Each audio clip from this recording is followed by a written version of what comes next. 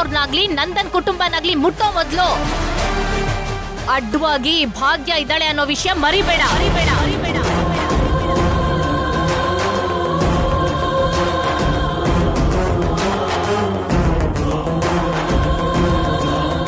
ಮನೀಷಾ, ನೀನೆಲ್ಲಿದ್ಯಾ? ನಿನ್ಗೋಸ್ಕರನೇ ಮನೆಯೆಲ್ಲ ಹುಡುಕ್ತಿದೆ. ಏನಾಯ್ತು ಮನೀಷಾ? ಸೀದ್ ಹೋಗಿರೋ ದೋಸೆ ಆಗಿದೆ ಮುಖ. ಯಾಕಷ್ಟು ಸೀರಿಯಸ್ ಆಗಿದ್ಯಾ? 2 ದಿನ ಭಾಗ್ಯ ಅನ್ನೋ ಹೆಸರು ಕೇಳ್ದೆ, ಭಾಗ್ಯ ಮುಖ ಕೂಡ ನೋಡ್ದೆ ಸಂತೋಷವಾಗಿರೋಣ ಅಂತ ಅನ್ಕೊಂಡಿದ್ದೆ. ಆದ್ರೆ ಅಷ್ಟ್ರಲ್ಲಿ ಕೆಟ್ಟ ಕನ್ಸಿನ ಹಾಗೆ ಭಾಗ್ಯ ಇಲ್ಲೂ ಬಂದ್ಬಿಟ್ಲು. ಪದೇ ಪದೇ ನನಗ್ ಅಡ್ಡ ಗೋಡೆ ಹಾಕ್ತಿದ್ದಾಳೆ. ಅದ್ ಸಾಲ್ದು ಅಂತ ಆ ಭಾಗ್ಯದಿಂದ ಇವತ್ ಕೆನ್ನಿಗೆ ಹೊಡ್ಸ್ಕೊಂಡೆ. ಏನ್ ಹೇಳ್ತಿದ್ಯಾ ಮನೀಷಾ? ಕೆನ್ನೆಗೆ ಹೊಡೆಸ್ಕೊಂಡೆ ಅಂದ್ರೆ? ಹೌದಾಂಟಿ, ಪ್ಲೇಸ್ ಚೇಂಜ್ ಆದ್ರೂ ಆ ಭಾಗ್ಯ ಫೋರ್ಸ್ ಚೇಂಜ್ ಆಗ್ಲಿಲ್ಲ. ಒಂದ್ ಕಡೆ ಭಾಗ್ಯ ಜೋರಾಗಿ ಹೊಡೆದಿರೋ ಏಟು ನೆನ್ಪಾಗ್ತಿದ್ರೆ, ಇನ್ನೊಂದ್ ಕಡೆ ಮಿತ್ರ ಭಾಗ್ಯ ಕಡೆ ನೋಡ್ತಿರೋ ರೀತಿ ನನಗಿಷ್ಟನೇ ಆಗ್ತಿಲ್ಲ. ಮಧ್ಯದಲ್ಲ ಮುದುಕ ಬಂದು ದೊಡ್ಡ ಶ್ರೀಕೃಷ್ಣನ್ ತರ ಮಿತ್ರಗೆ ಬುದ್ಧಿ ಹೇಳ್ತಿದ್ದಾನೆ. ನನ್ಗಿಲ್ ನಡೀತಿರೋದು ಯಾವ್ದು ಇಷ್ಟ ಆಗ್ತಿಲ್ಲ. ಮನೀಷಾ ಪ್ಲೀಸ್, ಬಾಯಿದ್ಯಲ್ಲ ಅಂತ ಕಿರ್ಚ್ಬೇಡ. ಹಾಗ್ ಮಾಡಿದ್ರೆ ಇಲ್ಲಿ ಪರಿಸ್ಥಿತಿ ಬೇರೆ ಆಗತ್ತೆ. ನಿನ್ ಜೀವನ ಕೂಡ ತಲೆ ಕೆಳಗಾಗಬಹುದು. ಏನ್ ಹೇಳ್ತಿದ್ದೀರಾ ಆಂಟಿ?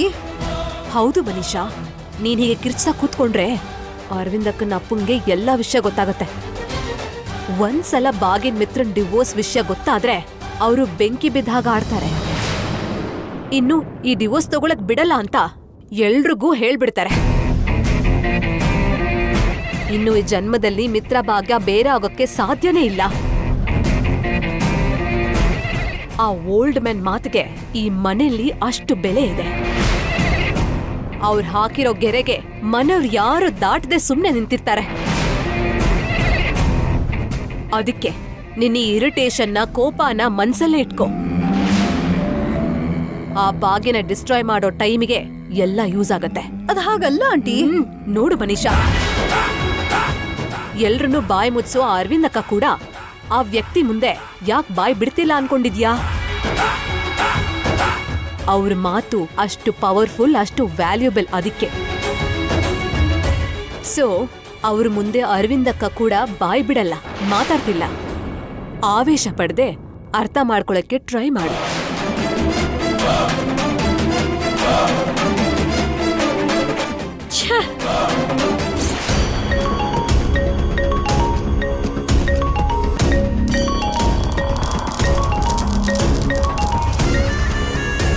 ಹಲೋ, ಹೇಗಿದ್ದೀರಾ? ನಾನು ಚೆನ್ನಾಗೇ ಇದ್ದೀನಿ. ನೀನು ಹೇಗಿದೀಯಾ? ಕಾಲಕ್ಕೆ ಸರಿಯಾಗಿ, ಪರಿಸ್ಥಿತಿಗೆ ಸರಿಯಾಗಿ ಬದಲಾಗ್ತಿದ್ದೀನಿ. ನೀವು ಊರಿಗೆ ಬಂದಿದ್ದು ಗೊತ್ತಾಯಿತು, ಅದಕ್ಕೆ ಕಾಲ್ ಮಾಡಿದೆ. ನಾನೇ ನಿನಗೆ ಕಾಲ್ ಮಾಡೋಣ ಅನ್ಕೊಂಡೆ, ಅಷ್ಟರಲ್ಲಿ ನೀನೇ ಮಾಡಿದ್ಯಾ? ನೀವು ಸಿಗೋಕ್ಕಾಗುತ್ತಾ? ಹೋಗೋದಕ್ಕೂ ಮುಂಚೆ ಯಾವುದಾದ್ರೂ ಟೈಮ್ ನೋಡ್ಕೊಂಡು ಮೀಟ್ ಮಾಡ್ತೀನಿ. ನಾಳೆ ಆಗುತ್ತಾ? ನಿಮ್ಮ ಹತ್ರ ತುಂಬ ಮಾತಾಡಬೇಕು.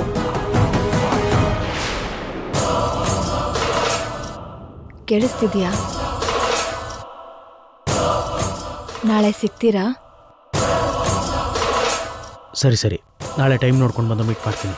ಪದೇ ಪದೇ ನನ್ನ ನಂಬರ್ಗೆ ಫೋನ್ ಮಾಡಬೇಡ, ನಾನೇ ನಿಂಗೆ ಕಾಲ್ ಮಾಡ್ತೀನಿ, ಸರಿನಾ? ಸರಿ.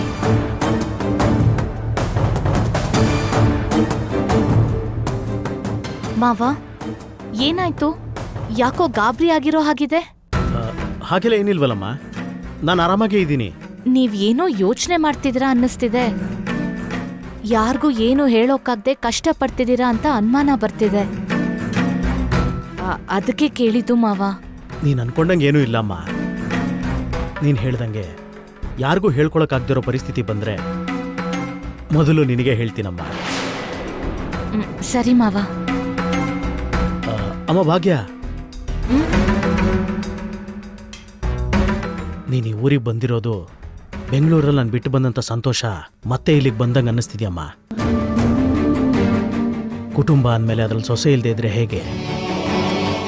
ನೀನು ಇಲ್ಲಿಗೆ ಬಂದೆ, ನಿನ್ನ ಕೈಯಾರೇನೆ ಪೂಜೆ ಕೂಡ ನಡೀತು. ತುಂಬ ಸಂತೋಷ ಆಯ್ತಮ್ಮ. ನಿಜವಾಗ್ಲೂ ಇದೆಲ್ಲ ಅಮರೇಂದ್ರ ತಾತನಿಂದನೇ ಆಗಿದ್ದು ಮಾವ. ಅವ್ರಿಲ್ಲಿ ಕರ್ಕೊಂಡು ಬರ್ದೇ ಇದ್ದಿದ್ರೆ ನನಗ್ ಬರೋಕೆ ಆಗ್ತಿರ್ಲಿಲ್ಲ. ಭಾಗ್ಯ, ನಿನಗೊಂದು ವಿಷಯ ಗೊತ್ತಾ? ಏನದು ಮಾವ? ನಮ್ಮ ಮಾವ ನಿನ್ನನ್ನು ಇಲ್ಲಿ ಕರ್ಕೊಂಡು ಬರೋ ರೀತಿ ದಾರಿ ಹಾಕಿದ್ದೆ ನಾನು. ಏನ್ ಹೇಳ್ತಿದ್ದೀರಾ ಮಾವ? ನಾನು ಇಲ್ಲಿಗೆ ಬರೋದಕ್ಕೆ ಮುಂಚೆನೆ ನಮ್ಮ ಮಾವನಿಗೆ ಫೋನ್ ಮಾಡಿದ್ದೆ. ನಾವೆಲ್ಲ ಊರಿಗೆ ಹೋಗ್ತಿದ್ದೀವಿ, ನೀವು ಕೂಡ ಬನ್ನಿ ಅಂತ ಕರೆದೆ. ಆದರೆ ಯಾವಾಗ ಹೋಗ್ತಿದ್ದೀವಿ ಅಂತ ಇನ್ಫಾರ್ಮೇಶನ್ ಕೊಡಲಿಲ್ಲ. ಅದಕ್ಕೆ ನೇರವಾಗಿ ಅವ್ರು ಅಲ್ಲಿಗೆ ಬಂದರು. ಒಂಟಿಯಾಗಿ ಮನೆಯಲ್ಲೇ ಇದ್ದಂಥ ನಿನ್ನನ್ನು ಅವ್ರು ಹೇಗಾದರೂ ಮಾಡಿ ಕರ್ಕೊಂಡು ಬರ್ತಾರೆ ಅಂತ ನನಗೆ ಗೊತ್ತು. ಅದಕ್ಕೆ ಈ ಪ್ಲ್ಯಾನ್ ಮಾಡಿದೆ ಅಮ್ಮ. ಇದೆಲ್ಲ ಯಾಕೆ ಮಾಡಿದ್ರಿ ಮಾವ? ನೀನು ಈ ಮನೆ ಸೊಸೆ ಭಾಗ್ಯ. ನಂದನ್ ಕುಟುಂಬದ ಸೊಸೆಯಾಗಿ ನಿನಗೆ ಸಿಗಬೇಕಾದಂಥ ಗೌರವ ನಿನಗೆ ಸಿಗಬೇಕು. ನೀನು ಮಾಡಬೇಕಾದಂಥ ಕಾರ್ಯಕ್ರಮಗಳನ್ನು ಇಲ್ಲಿ ನೀನೇ ಮಾಡಬೇಕಮ್ಮ. ಅದಕ್ಕೆ ನೀನು ಬರಬೇಕು ಅಂತ ಅನ್ಕೊಂಡೆ, ಬರೋ ರೀತಿ ಮಾಡಿದೆ.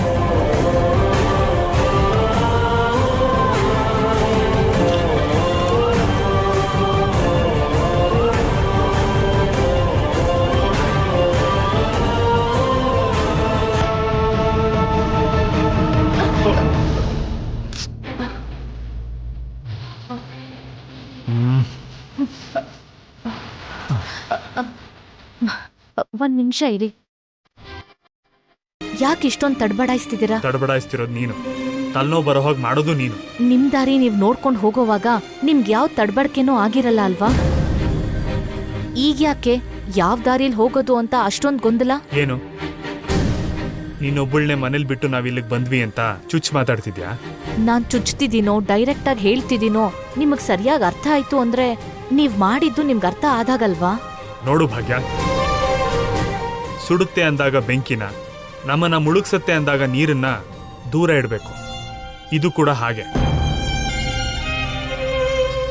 ಬೇಡ್ದಿರೋ ಪರಿಸ್ಥಿತಿಲಿ ಕೆಲವರು ಬೇಡ್ದಿರೋ ಸಮಸ್ಯೆನ ಸೃಷ್ಟಿ ಮಾಡ್ತಿದ್ರೆ ಅವ್ರನ್ನ ದೂರ ಇಡೋದೇ ಒಳ್ಳೇದಲ್ವಾ? ಈಗ ಯಾವ ವಿಷಯದ ಬಗ್ಗೆ ಹೇಳ್ತಿದ್ದೀರಾ? ಸಂಜನಾ ಮದುವೆ ವಿಷಯದಲ್ಲಿ ನೀನ್ ಮಾಡಿರೋ ಗಲಾಟೆ ಇನ್ನೂ ಸದ್ದು ಮಾಡ್ತಾನೆ ಇದೆ. ಹಾಗಿದ್ಮೇಲೆ ನೀನ್ ಮತ್ತೆ ಇಲ್ಲಿ ಬಂದು ಅದೇ ವಿಷಯಕ್ಕೆ ಮತ್ತೆ ಹೊಸ ಗಲಾಟೆ ಮಾಡಿದ್ರೆ ಸಂಜನಾ ಮದುವೆ ನಿಂತು ಹೋಗೋ ಅಪಾಯ ಇದೆ. ಅದಕ್ಕೆ ದೇವ್ಯಾನಿ ಚಿಕ್ಕಮ್ಮ ಭಯ ಅರ್ಥ ಮಾಡಿಕೊಂಡು ನಿನ್ನನ್ನ ಬಿಟ್ಟು ಬರ್ಬೇಕಾಗಿ ಬಂತು. ಅಂದ್ರೆ ಸುಮ್ನೆ ನಾನ್ ಗಲಾಟೆ ಮಾಡ್ತೀನಿ ಅಂತ ನೀವ್ ಕೂಡ ಅಂದ್ಕೋತಿದ್ದೀರಾ? ಇಷ್ಟು ಚೆನ್ನಾಗಿ ಅರ್ಥ ಮಾಡ್ಕೊಂಡಿದ್ದಕ್ಕೆ ತುಂಬಾ ಸಂತೋಷ. ಅರ್ಥ ಮಾಡ್ಕೋತೀಯ ಅನ್ಕೊಂಡೆ, ಇನ್ನೂ ಅಪಾರ್ಥದಲ್ಲೇ ಇದೆಯಾ ಅಂತಾಯ್ತು. ಇನ್ನೇನ್ ಮಾಡಕ್ಕಾಗಲ್ಲ.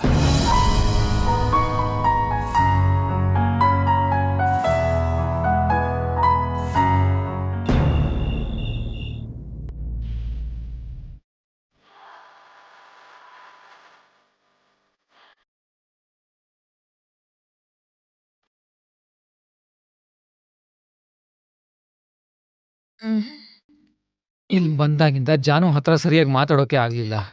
ನೋಡಿದ್ರೆ ಕೋಪ ಮಾಡ್ಕೋತಾಳೆ, ಹತ್ರ ಹೋದ್ರೆ ಬೈತಾಳೆ. ಅವಳ ಹತ್ರ ಹೇಗಾದರೂ ಮಾತಾಡಲೇಬೇಕು.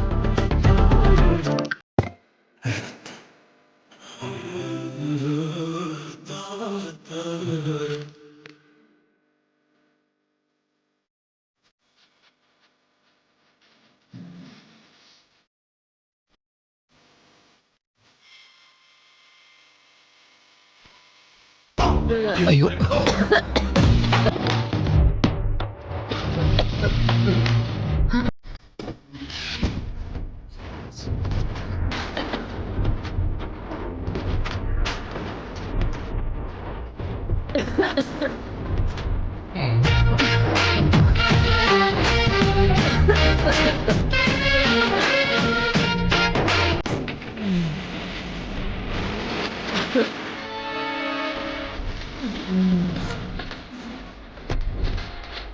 ನಾನು ಜಾನುನ್ ಹೇಳ್ಸಕ್ಕೆ ಹೋದಾಗ ಅಜ್ಜಿ ಏನಾದರೂ ನೋಡಿದ್ರೆ ಎಲ್ಲರೂ ಕೈಲೂ ಸಿಕ್ಕಾಕೋತೀನಿ. ಈಗ ಏನು ಮಾಡಲಿ?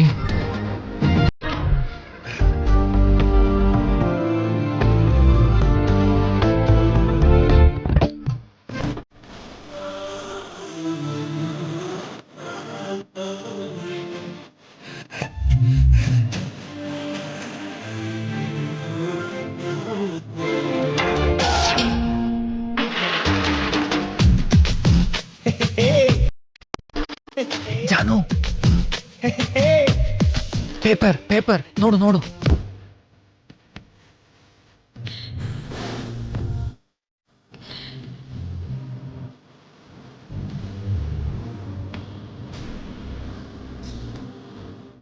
ನಿನ್ ಜೊತೆ ಮಾತಾಡ್ಬೇಕು, ಹೊರಗ್ ಬಾ. ಪ್ಲೀಸ್ ಅರ್ಥ ಮಾಡ್ಕೋ ಪ್ಲೀಸ್.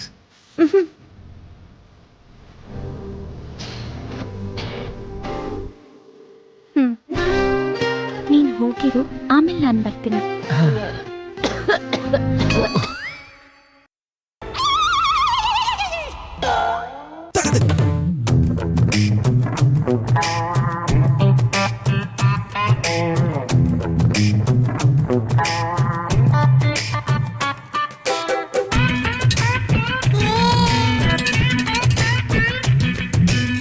ಓ, ಎಲ್ರ ಮುಂದೆ ಮಾತಾಡಕ್ಕಾಗಲ್ಲ ಅಂತ ಈ ತರ ಪ್ಲಾನಾ?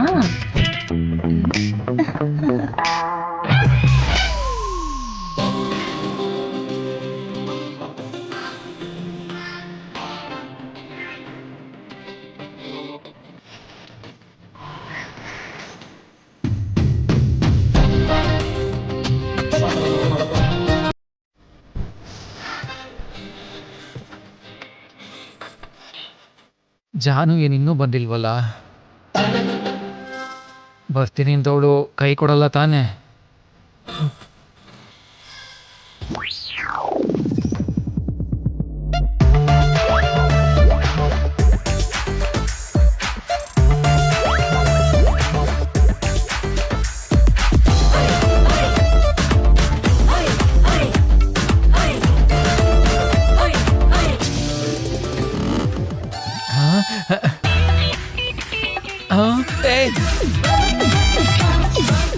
ನೀನೇನಿಲ್ಲಿ?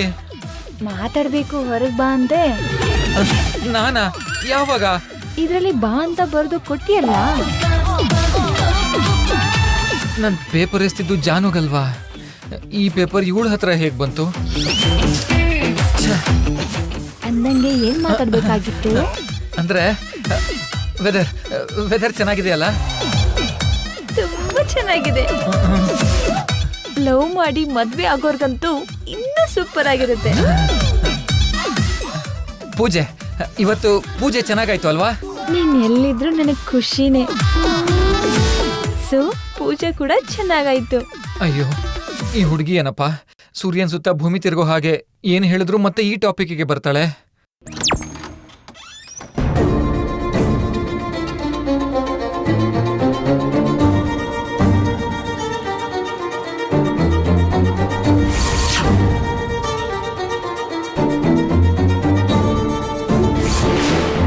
ಅಯ್ಯೋ,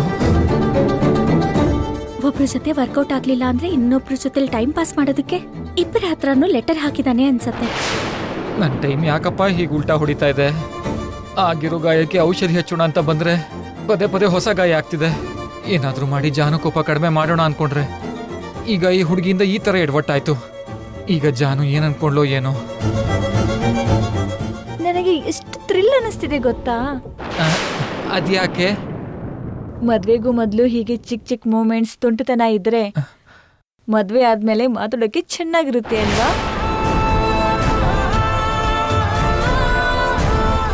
ಅಲ್ಲಪ್ಪ ಅಂದಿದ ತಕ್ಷಣ ಹೊರಟ್ ಬಂದ್ನಲ್ಲ, ನನ್ ಚಪ್ಲಿಲ್ ನಾನೇ ಹೊಡ್ಕೋಬೇಕು. ನಂಬಾರ್ದು ಅನ್ಕೊಂಡೆ ಮತ್ತೆ ನಂಬ್ತಾ ಇದ್ದೀನಿ. ಛೇ,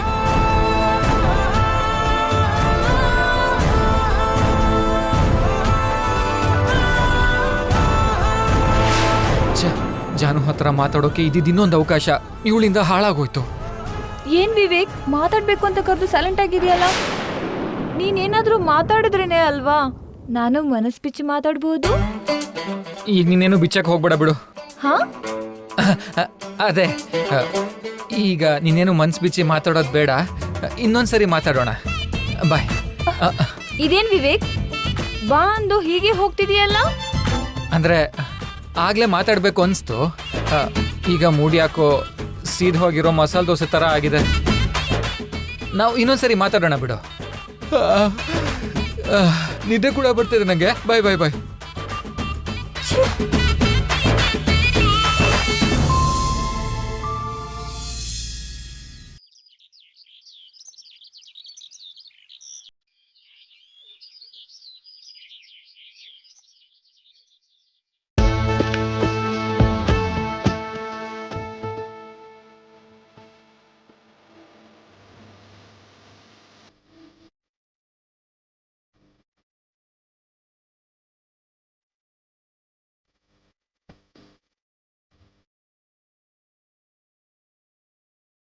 ದೇವಸ್ಥಾನಕ್ಕೆ ಹೋಗೋದಕ್ಕೆ ಎಲ್ಲರೂ ರೆಡಿ ಆಗಿದ್ದೀರಾ? ನಾವೆಲ್ಲ ರೆಡಿನೇ ತಾತ, ಆದ್ರೆ ಮಾಮ್ ಇನ್ನೂ ಬಂದಿಲ್ಲ. ನಾವು ಅವ್ರಿಗೋಸ್ಕರನೇ ಕಾಯ್ತಾ ಇದೀವಿ.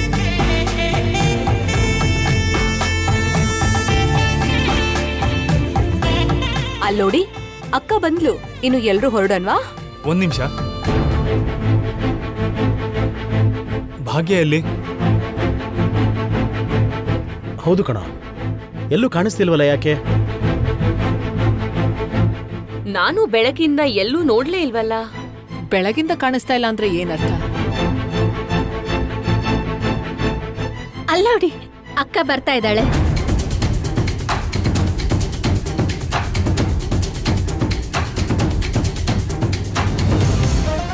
ಅಮ್ಮ ಭಾಗ್ಯ, ಎಲ್ಲಿಂದ ಬರ್ತಾ ಇದೀಯಮ್ಮ?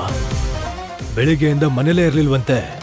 ಇವತ್ತು ನಡೆಯೋ ಪೂಜೆಗೆ ಅಮ್ಮವ್ರಿಗೆ ಪ್ರೀತಿಯಾಗಿರೋ 10 ತರದ ಪ್ರತ್ಯೇಕವಾದ ಹೂಗಳನ್ನ ಕೊಯ್ದು ತಗೊಂಡ್ ಬಾ ಅಂತ ಪುರೋಹಿತರು ಹೇಳಿದ್ರು. ಅವು ಇಲ್ಲಿ ಸುತ್ತ ಎಲ್ಲೂ ಇರ್ಲಿಲ್ಲ. ಅದಕ್ಕೆ ಬೆಳಗಿನ ಜಾವನೆ ಹೋಗಿ ಎಲ್ಲ ತರೋದಕ್ಕೆ ಇಷ್ಟೊತ್ತಾಯ್ತು.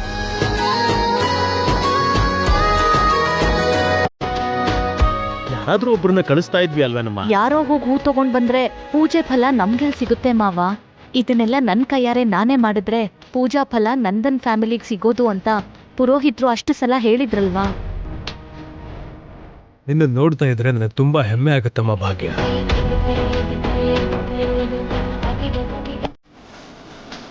ಹೇಗಾದ್ರೂ ಕೆಲಸ ಮುಗಿಬೇಕು ಅನ್ಕೊಳ್ಳೋದು ಬೇರೆ, ಆದ್ರೆ ಅದನ್ನ ಶ್ರದ್ಧೆಯಿಂದ ಮಾಡಬೇಕು ಅನ್ಕೊಳ್ಳೋದೇ ಬೇರೆ.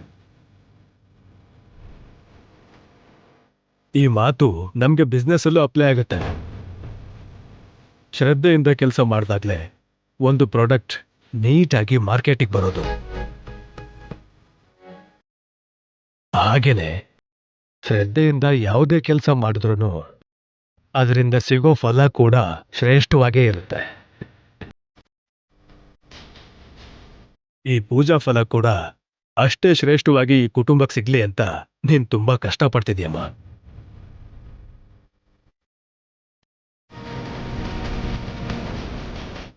ಭಾಗ್ಯ ಯಾವಾಗ್ಲೂ ಹಾಗೆ ಮಾವ.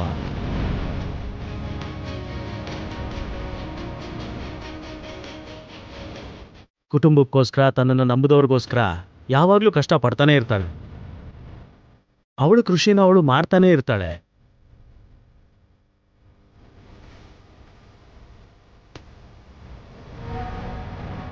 ಏನ್ ಅರವಿಂದ, ನಿನ್ ಸೊಸೆ ಬಗ್ಗೆ ನೀನೇನು ಮಾತಾಡಲ್ವಾ? ಭಾಗ್ಯನ್ ಬಗ್ಗೆ ಎಲ್ಲರಿಗೂ ಗೊತ್ತಿರೋದೇ ಅಲ್ವಾ ಅಪ್ಪ? ಮತ್ತೆ ಪ್ರತ್ಯೇಕವಾಗಿ ಹೇಳುವಂಥದ್ದು ಏನಿದೆ? ಅಮ್ಮ ಭಾಗ್ಯ, ನೀನ್ ಹೋಗಿ ರೆಡಿಯಾಗಿ ಬಂದ್ರೆ ಪೂಜೆಗೆ ಹೊರಡೋಣ ಎಲ್ರು. ಸರಿ ತಾತ.